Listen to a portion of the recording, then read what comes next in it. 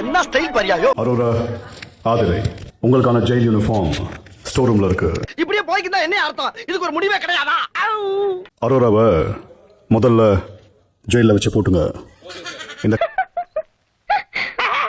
அசால்ட்டாக இருக்க மாட்டான். விக்ரம் ஏமாத்தி நின்று சிகப்பு காய் போகுது, கருப்பு காயும் பின்னாலேயே போத சரியில்லையே. ஒன்னெல்லாம் ஏமாத்தி தானே வந்து இது ஃபைனல்ஸ் வரைக்கும் எல்லாம் போனாங்க. அப்ப தெரியல அவனுக்கு அறிவு இல்லையா அவனுக்கு? 1000 தான் இருந்தாலும் அக்கா ஒரு லேடிஸ் கிட்ட நீ அப்படி எல்லாம் பேசிட கூடாது. ரெஸ்ட்ரூம் அடக்கிட்டு உட்கார்ந்துட்டு இருக்கோம். ஐயோ முடியலையா, முட்டிக்கிட்டு நிக்குதே. இல்ல சப்பரிய தான் கஷ்டம், அண்ணன் தான் கஷ்டம். சப்பரிய குத்து will make Kani to go inside. இவன் கூட சேர்ந்து கெட்டு அசிங்கமாயி நாசமா போய் குட்டிச்சோரா போயிடாத. டேய், கூட்டமே என்ன டான்னு ஒத்துக்கிட்டாங்க. அவங்க எல்லாம் மனசு மாறதுக்குள்ள அண்ணனை அள்ளி தூக்கி அமர்க்கல படுத்துக்கணேடா.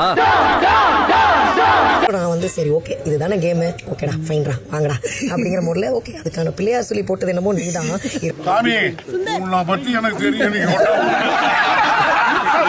பேசாம வாழ் நந்தினி மாதிரி நானும் கத்தி விட்டுட்டு வெளியே போயிடலான்னு பாக்குறேன். ஒவ்வொருத்தனையும் தாளிச்சு விட்டு எல்லாம் எங்களுக்கு ரொம்ப ஆதரவு இருக்கணுங்க. என்னெல்லாம் உள்ள விட்டுருக்கணும், புடுங்கிருப்பீங்க அப்படியே. அரோரா ஆதிரை, உங்கள் சிறை தண்டனை காலம் இத்துடன் முடிந்தது. கருவாயா உனெல்லாம் கட்டி போட்டு எப்படி தப்பிச்ச? என்ன ஜெயிலா கட்டி விட்டுருக்கீங்க தப்பிக்கிறதுக்கு? அதான் ஒரு நாள் ராத்திரி பூரா அலாரம் வச்சு அடிச்சீங்கல்ல, போய் பிள்ளைய படிக்க வைங்க. என்னடா இது சின்ன குழந்தை செட்டி மாட்டி விட்ட மாதிரி ஆட்டின்னு. குத்தப்படும் நபருக்கு தெரியாமல் தான் அவர் படத்தில் குத்த வேண்டும். இப்போ ரூல்ஸை மாற்றி எழுதி கொடுப்பா. உங்க மனது நோகாதபடி விளையாடணும் எழுதி கொடுக்கணுமா? என்னைய பார்த்தாவே உனக்கு அடிக்கணும் தோணுமா? எல்லாம் பார்த்தோன்னா கஷ்டமே இல்லை என் வாழ்க்கையில.